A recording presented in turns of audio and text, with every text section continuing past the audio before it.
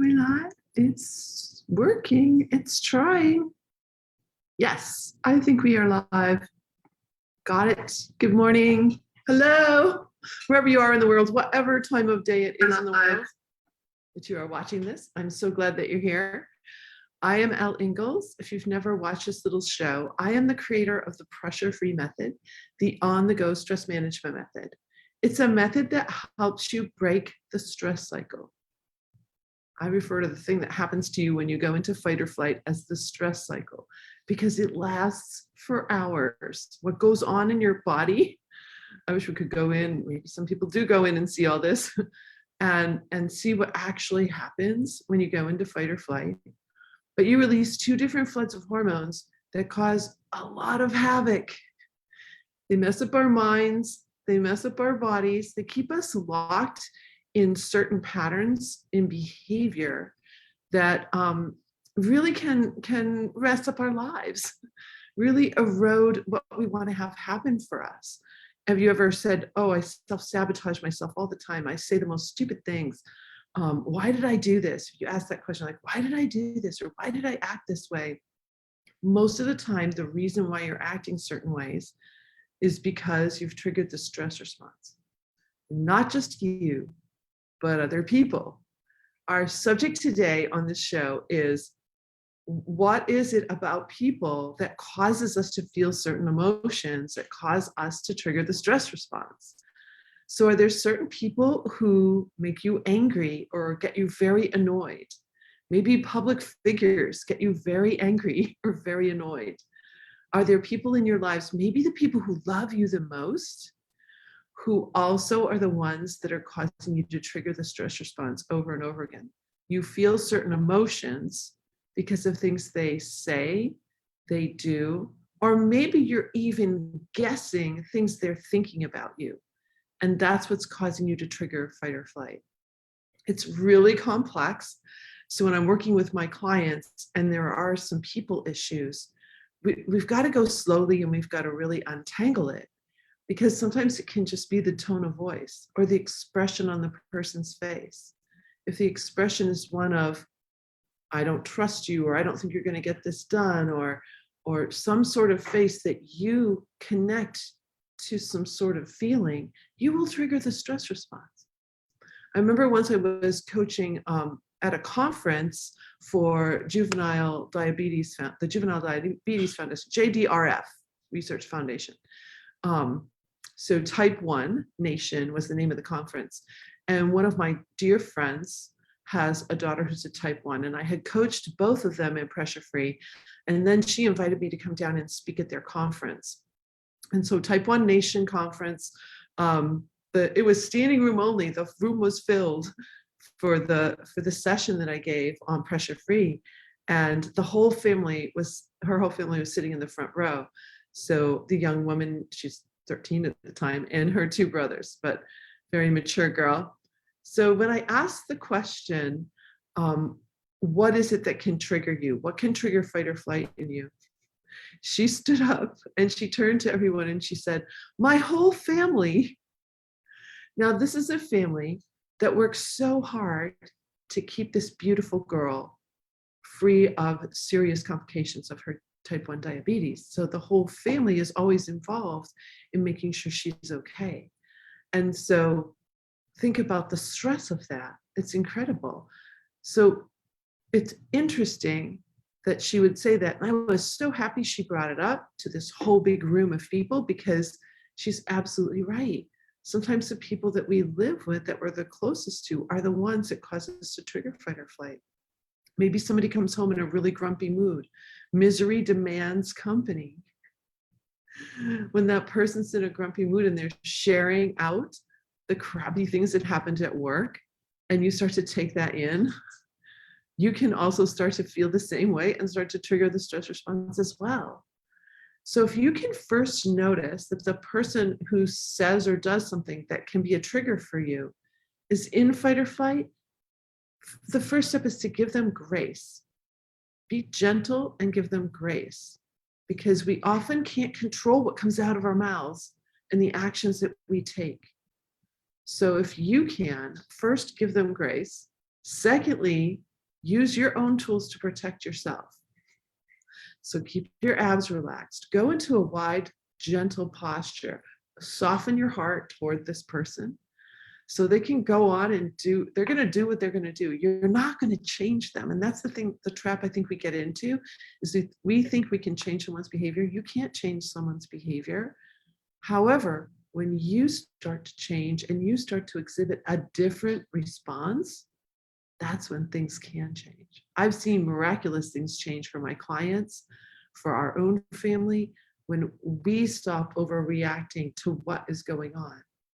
So it's like when you're on the airplane and you've got to put your mask on first, just work on you first.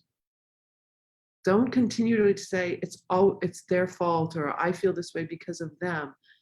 Put your oxygen mask on. And the first step is to keep yourself free of those hormones. When you can do that, your responses are going to be different to them. By the way, the other thing I do when I'm working with my clients is I tell them to make sure they know the people that they live with, that you're working on something, that you're working on stress, you're working on your responses because they're used to you responding a certain way. And if you no longer respond back the way they expect, that can be very unnerving to them. You know, it's like, what did one of my clients say? Her teenager said, "What did you do with my real mother?" Because they were so used to the other reactions all the time. And my client was no longer overreacting. So now the car ride is really pleasant and beautiful. Does this make sense? So start with you, because when you respond differently, then people will start acting differently. So, and when you really dig into pressure free, you really learn this. Certain things like the normal patterns of things you say in the morning, they'll start to go away. You no longer are saying things like, hurry up, we're going to be late, and your face is all tight and you're in a rush. You're going to be just fine with how the morning flows. And it will actually flow better because the moment you say something like that, now everyone is going to start losing things and rushing and not being able to find their backpacks or their homework for the night or whatever it is that they're trying to find. Because when we say something like that, people trigger the stress response and move into an adrenalized state. In an adrenalized state, you can't think clearly. So now everyone's going to go to work and school and not perform as well. Now we're going to have things to complain about. And then we come home and complain about all these things. And then there's some sort of argument or some sort of thing because someone didn't do a certain chore or this didn't get done, or now somebody's late for this. And now we just trigger all over again. And now none of us get a good night's sleep. Do you see the patterns that line up day after day after day that cause people to then need mental health help? And what happens? You're going, oh, well, you have general anxiety disorder. Well, why do you have that? Why do you have that? You have it because you keep triggering the fight or flight stress response. So if you have any sort of disorder, mental or physical, chronic, something going through time, like all the time, the real baseline reason is triggering fight or flight. If we can start to get a handle on that, even just a little crack of hope and possibility into that, things can start to turn around for you. So if you notice that it's people or certain people, or even crowds of people, or the noises people make when they're doing certain things, you know, it can be noises, it can be what they say, it can be smells, you know, it's all sorts of things. It can be how long someone takes a shower, actions, behavior. Just start to take a look at it and start to notice your response and work on your response. That's something you can control. You hear it all the time, but people are like, well, how do I control it? You control it with the pressure-free method. You have 10 seconds from a resting heart rate. You can choose a different response. But here's a little secret sauce, if you will. If you're in a judgmental or rationalization mode, like you can rationalize why you get upset because somebody takes a long shower, whatever that is, if you can, you've got to let go of that, or you will overreact. So if you have some judgments or rationalizations about why you should feel anxious or why you should feel annoyed, that's something you need to really work on. And it's a hard one. It's a real hard one. But when you can soften that a little bit, when you can let yourself realize that you're going to protect yourself when you don't use that rationalization to overreact. That's being mature. They don't teach us this, okay, in our families and in school. They don't really teach us how to be mature. I had a 17-year-old who said, Mrs. Ingalls, you're just teaching people how to be grown-ups, but grown-ups don't know how to be grown-up. It was hilarious. But she was so right. We're all overreacting so much. I wish you a great pressure-free day.